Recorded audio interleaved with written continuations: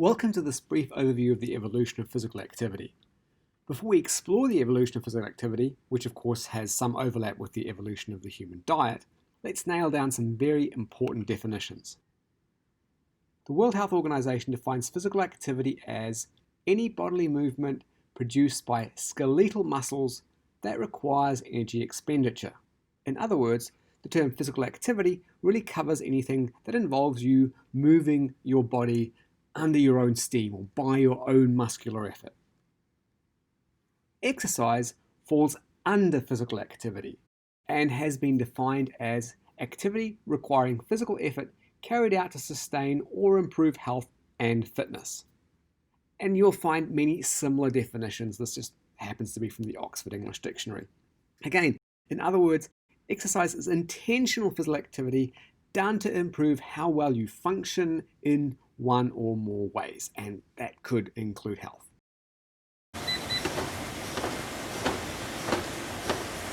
This is exercise. I'm doing it to improve my cardiorespiratory fitness.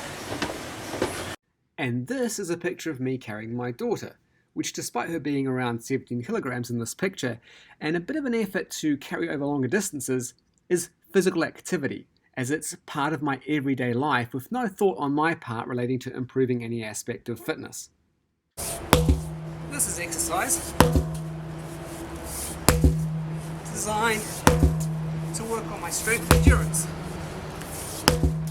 With these guys either on my right or my left, depending how this video turns out. They're construction workers and they're doing it as physical activity. It's part of their job. They can probably do it a lot longer than me. I'm emphasizing this so much as many of us have been brainwashed by the fitness industry to think that only what we do in the gym or while wearing running shoes or out on the sport field counts. The reality is that, one, exercise is a subset of physical activity done with the intention of influencing health and or physical performance. And two, whether we class something as physical activity or exercise has more to do with why we're doing it than what we're doing, or how hard it is, or even what benefits it does and does not have for us in terms of health. So how has our physical activity as a species, if you like, changed over time? Again, as with diet, it pays to look at how modern hunter-gatherers, and for that matter subsistence farmers, live to get a good insight. As the name suggests, our hunter-gatherer ancestors spent a good part of their time hunting, in this case using bow and arrow and hunting birds. And of course they spent a lot of their time gathering, as in this example of first smoking out bees and then gathering honeycomb. You can see this took some time and some effort. First a fire had to be started, then the bees were basically smoked out, more of an entryway had to be made, and then the honeycomb could finally be extracted. And chances are these hunter-gatherers maybe had to go quite a long way to get what they were looking for, and the same is true for hunters as well. In the early agricultural era, physical labour, such as depicted here in the building of the city or the temple of Angkor Wat, which is not just a massive building but is built on top of an artificial island, was part of daily life, at least for many, and you can see the final construction here. What about more recent times? Well, early last century, health researchers and doctors really started taking a real interest in how physical activity related to health, but not necessarily in a good way.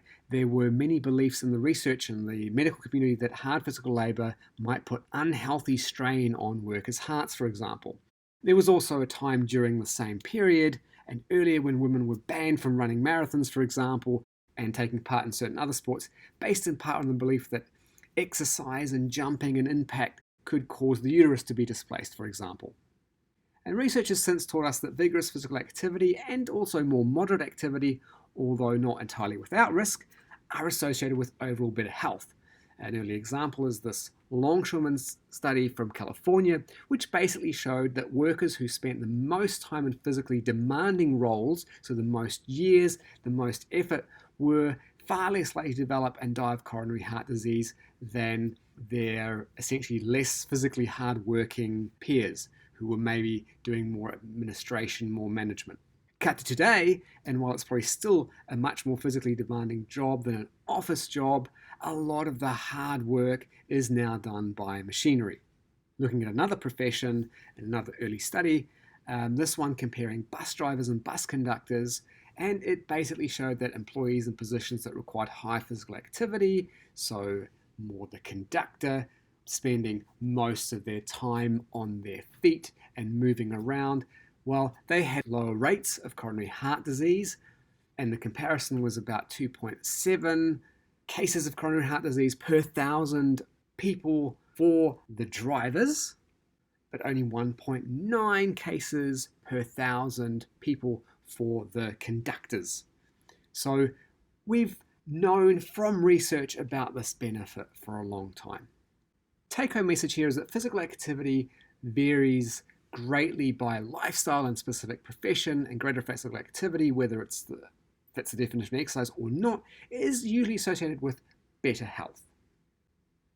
Now, that's not always to be taken to extremes. This is just my drawing here. So when people pursue peak physical performance, there's a point where many move away from better health. So starting out, certainly physical performance and health tend to parallel each other quite nicely. Someone starting from relatively sedentary, for example, building up their fitness, building up strength, whatever aspect of fitness it may be in multiple aspects, is also going to see an improvement in health. But when we get to the very peak of performance, it's actually quite common for people to sacrifice a degree of health for that peak performance. And that comes in the form of things like repetitive strain, overuse, joint laxity, and is usually associated with excessive specialization. And we are seeing that even in quite young athletes now with very repetitive movement patterns. This is an example. So this is Eddie Hall pulling a record-breaking, at the time, 500 kilograms off the ground in strongman deadlift. And you can probably see by the expression on his face that this was a very hard lift. And this is shortly after. Now that might come as no surprise for record-breaking efforts, but strength and power athletes are frequently contending with muscle and tendon tears and chronic inflammation. And endurance athletes are also prone to certain injuries. For example, in running, it's shin splints and plantar fasciitis, quite common. Team sports, you can add ligament tears to the mix, not to mention concussion in contact sports. And interestingly, metabolic syndrome, so a cluster of high cholesterol, resistance to the hormone insulin, so insulin's not quite working properly, potentially high blood pressure, is actually becoming more common in athletes that are in a sport where being heavier in and of itself, whether that's muscle or fat, is an advantage. So really, although greater physical activity is generally associated with better health, peak physical performance in one or a few areas can result in a reduction in some aspects of health. A certain degree of balance is required, and physical activity needs to be paired with appropriate nutrition and recovery for it to really be this health-promoting thing that it's often put out there to be. So absolutely it's beneficial. The research is very clear on that, but there needs to be a degree of balance.